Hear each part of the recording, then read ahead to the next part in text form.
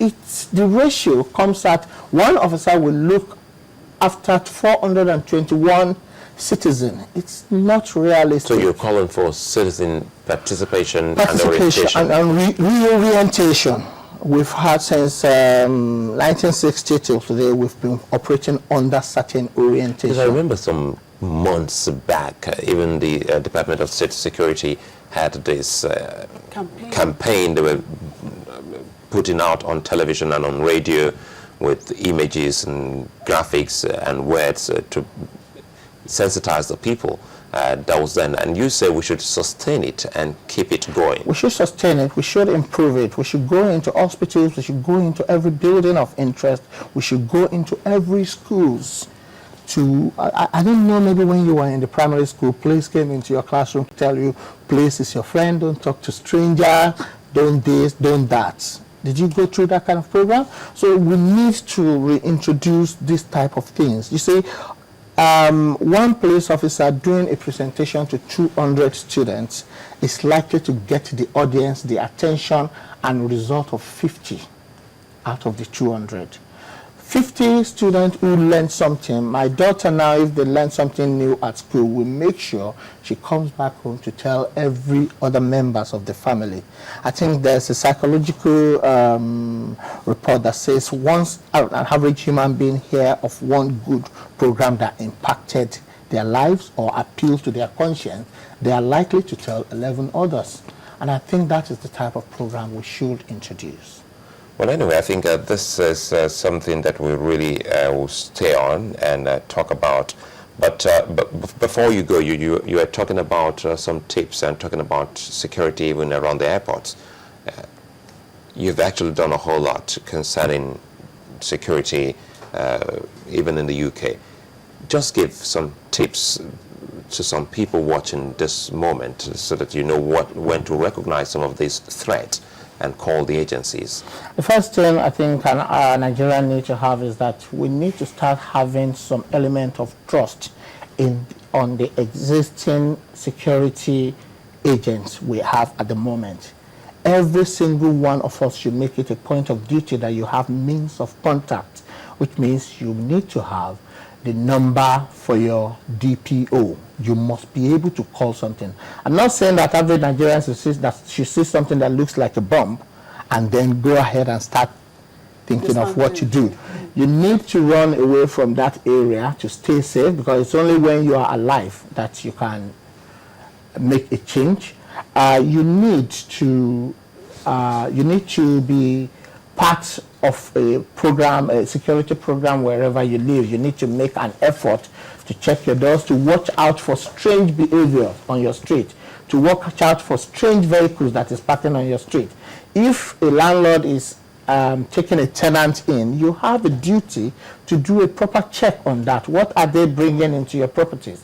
All these people, the people who are causing threats to security of lives and property, armed robbers, kidnappers, terrorists, we all have something in common. It is called grand use. None of them is floating in the air. And they are not spirits. They live among us every day. They are in our universities, they are in our churches, our mosques. We need to have a sense of duty to check who is your next door neighbor. What are they up to? What are they up to? And what can they really do? What is in that bag? The National Union of Transport Workers should make effort to check every bag of passengers they are carrying.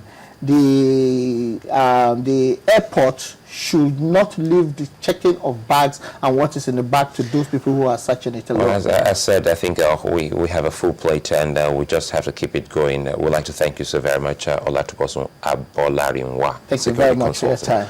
Well, another break here and we'll return. Stay with us.